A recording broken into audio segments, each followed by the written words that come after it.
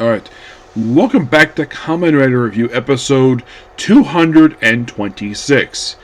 We are here reviewing, well, the first of 5 movies that feature double I'm reviewing for this series. Yeah, the first of 5 in a row. First one discussing here is a movie that came out with the following series, Kamen Rider O's. I initially skipped this one because I didn't know, because the thing is, it was very, apparently what I read, apparently it's very confused exactly where the place is in the O's series. So I figured though, save it watching this one. And it was a smart idea, because if I had watched this movie while watching O's, I would not understand the story here. But this is basically Movie Wars 2011 O's X.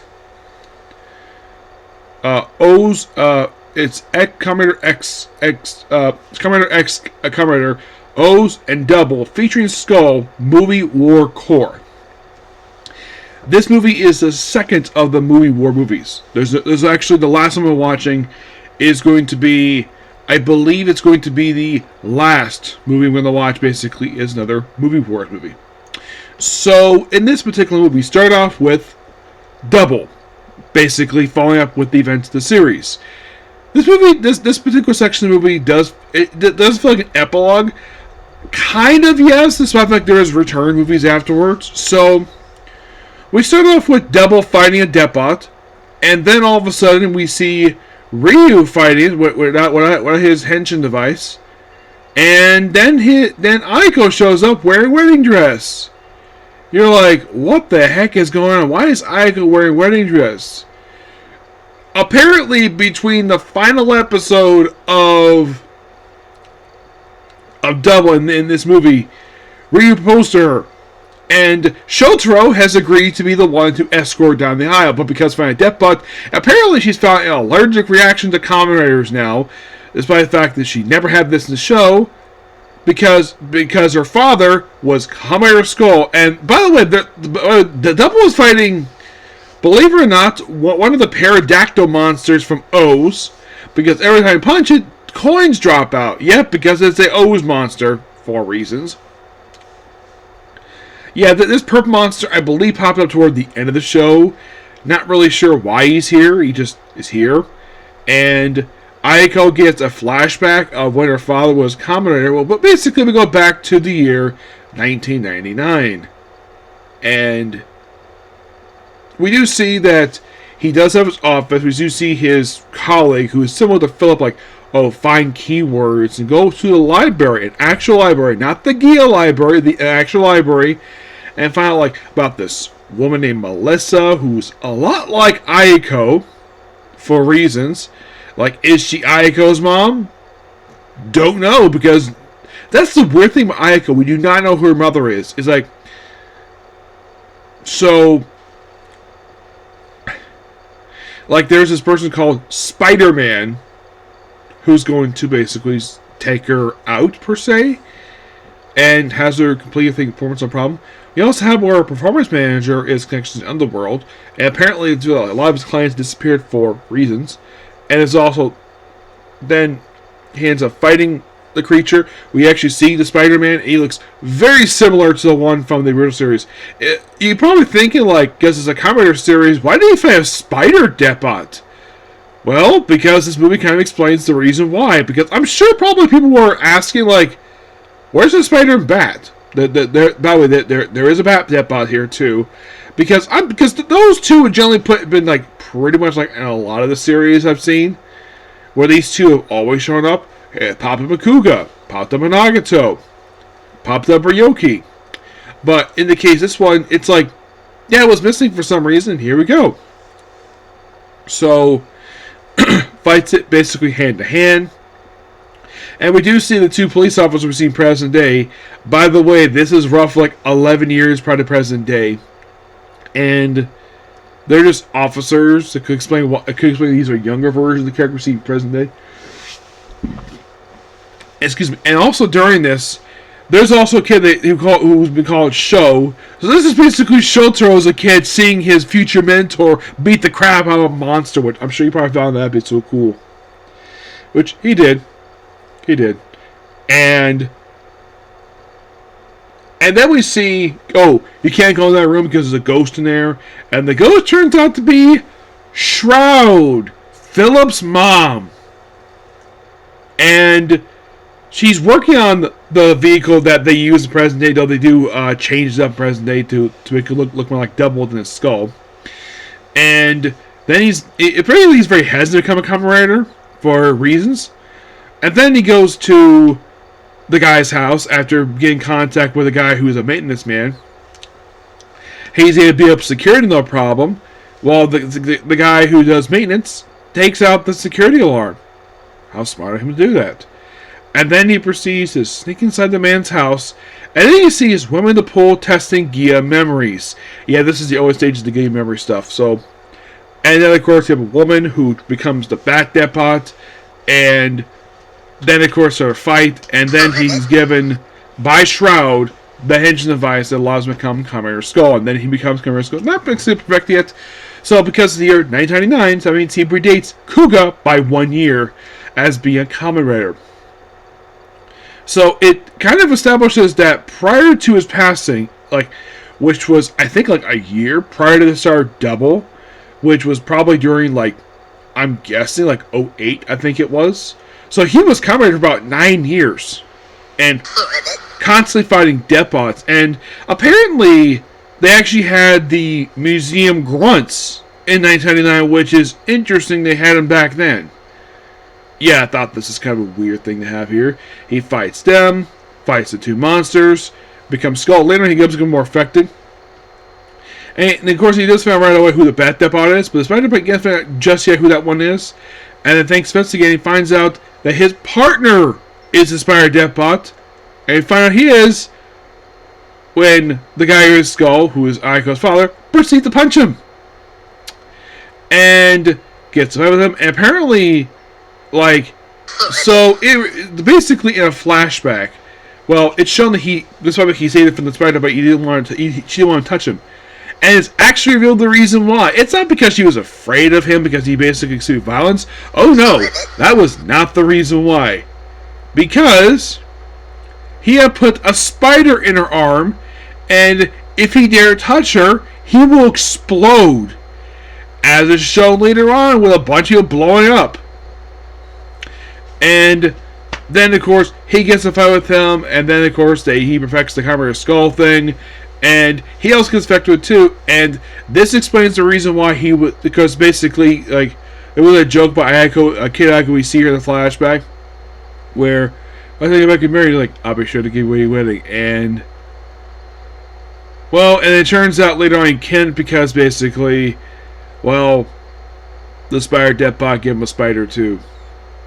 So, then the Spider Depot just dies. By the way, Bat1 dies at this really cool, chase sequence, fighting on top of a truck, and then she blows up with her in it. Apparently, he doesn't care about breaking the memory strips for reasons. Apparently, he doesn't care. So, apparently, him kicking him, when the thing breaks, he just dies? Which is weird, because normally these people don't die. Yeah, and then, of course, and then we see Melissa in present day giving Aiko something, of course.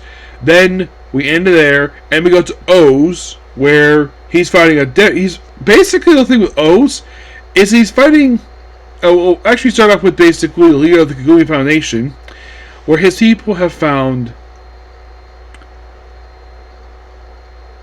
Oba Nabaraba, one of the greatest military strategists in Japanese history. Which they show him as a man who is the most avarice man in Japanese history, as they describe him. And then, thanks to the cell metals, they make him a new body.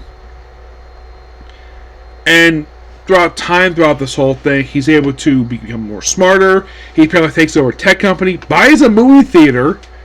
He buys a whole theater while being a judge, because he accumulated so much wealth very quickly.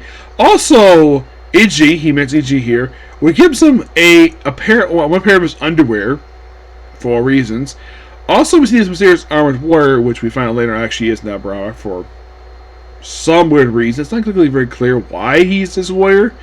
He just is. And, by the way, the actor who plays him here is Emperor Zet from Tokuger. Yep. The future Tokuger main villain. I'm like, that's interesting. And I can see why, basically, because this happened a few years prior to Tokuger.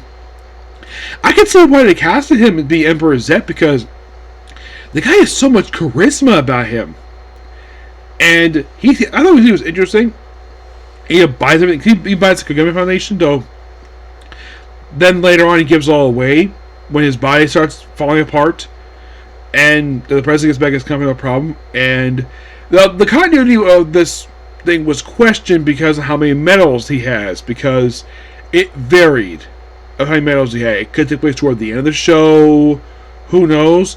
Also, they make another green monster by well, when Nabarama was our monster, he injured a woman's ankle, and they pull the desire out of her shoe and forms this flying monster. They say, oh yeah, Gil made this, even though that the flying monster thing is actually whoever this person. It's not Gil. I guess the reason why they said it was Gil at the time, because they didn't want to reveal this actually was Ank's Yami. Yeah. So then he fights him briefly. He beats him pretty easily. And then all of a sudden, the guy who popped up in episode 10 of the show, the guy who was like, the guy who had one of their projects, who later becomes the final antagonist of the show, gives him 3 medals, which never popped up in the show, these black medals, and becomes more complete as, well, the famous military strategist. And then he fights him, beats him, then he dies, he sacks 7 medals, and then the thing goes off to where Double is, and merges with the memory stick, and it becomes Kamen Rider Core, which, get this, has the appearance of Kamen Rider 1. Yes, this flame monster is Kamen Rider 1. And then, of course, they do the Pearl Monster, where then we have, by the way, also, number briefly comes Kamen Rider Birth. Yes.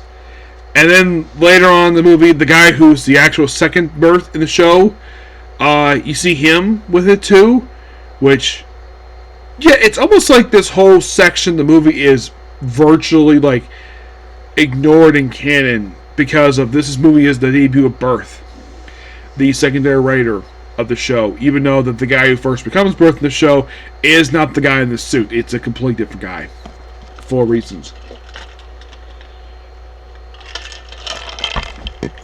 Yeah, so then Birth and Excel, who gets his attention device back, battles the Perp Monster, while Double and O's fight the Kamen Rider Core. They break the device there, and Ankh is there, his arm is there, and they're like, what the heck is that? And it's like, it's a different arm. And the person who said this is actually Jojo, which I thought was kind of funny. And then they beat the Crystal, and then eventually, thanks to their combined powers, like, basically you have, when Ankh is basically nearly pinned down. Actually, no, it's actually O's nearly pinned down, so Ankh gives him a token of red medals, so he becomes the red combo. And thanks to also the Extreme Mode 2, they finally beat Core, and then, of course, the monster is defeated by the combined efforts of Birth and Excel. And then later on, after this, O's ends up in Rio de Janeiro, Brazil, with his employer, and then Aiko has her wedding. At first, Shoto is going to be the one escorting her out, and then we see the ghost of his dead boss. Now, it's implied that Aiko is able to know about this thanks to Melissa showing up. She's the woman from the flashback. Gives the message, and kind of in a way, he is escorted down the aisle. This way, they can convene it physically. And then, of course, Ryu has his wedding with her, and that's it. Really interesting movie per se. I would say that of the 3 sections we had here, the Double one was fantastic. I love Double one. Like, you kind of wish when you watch this thing, it's like, yeah, this could have been the whole show. Kamen Rider Skull. They could have. No, the Skull thing is actually a nod to the original writer's idea for Kamen Rider back in the 70s. I think it's more like back in the 60s. The original was called Skull. And interesting, they finally brought it to fruition after his passing. And weird coincidence, that they actually had him in his debut in the very year that the real life guy passed away. Yes. And I have a feeling that this was done as a tribute to him, because of course they had movie tease also the 4th anniversary project, which happened with O's, which was an amazing movie. I loved it. But I like that section. The O's one definitely feel like it could have fit in the show at some point, but when the greens are there, but they don't really much do anything. This could fit in the show itself, but of course they also question the continuity of the movie, the actual movie that the show had, not the cross movie. It's kind of weird though with Kamen where they have the cross movie first, then the regular movie that's exclusive for the show. Well, sometimes it's the actual movie and then the verse movie. Kind of different. Excuse me. Also, now you're probably thinking, now aside from Birth, like, he debuts in the 3rd section movie, which is interesting. Yes. So, I would say of the 3 sections, I think that the last section of the movie, the one featuring where you have the team up, that was interesting. It was, I would say, it's handled a little better than it was in the previous movie, where it just, the two riders just riding on the same road, and oof, there they are. Here, it's basically, I'm glad the fact that they repeat the same thing from the last movie, per se. I do appreciate when they had the cliffhanger thing. They had basically all the memory sticks surrounding the circle. I thought that was really cool. O's, the same thing too, had his little eye-catch thing for the commercial break. Released basically before they have the credits. I do appreciate the fact they included those here. So, the movie overall was very interesting. And I always appreciated, though, unlike in the case of Decade, where, like, the series ended on a cliffhanger. In the case of Double, that one didn't end on a cliffhanger. That actually ended on a really good conclusion. This felt like a big bonus. Felt like the very next story. Like, what happens next? That's what kind of felt as though with, in the case of Double. That's what kind of felt with his. O's just feel like another episode of the show, which the show is just fantastic. I love O's. The team performance is fine. I like. But the best thing about that is the look of the villain. He's a giant flame villain, which is interesting. And it's Evil Rider. Yes, it is. But yeah, that's pretty much it for particular video. Please be sure to like, comment, subscribe, turn notifications. Next up we have is annual topics, and there's several news items basically I'm going to discuss. Okay,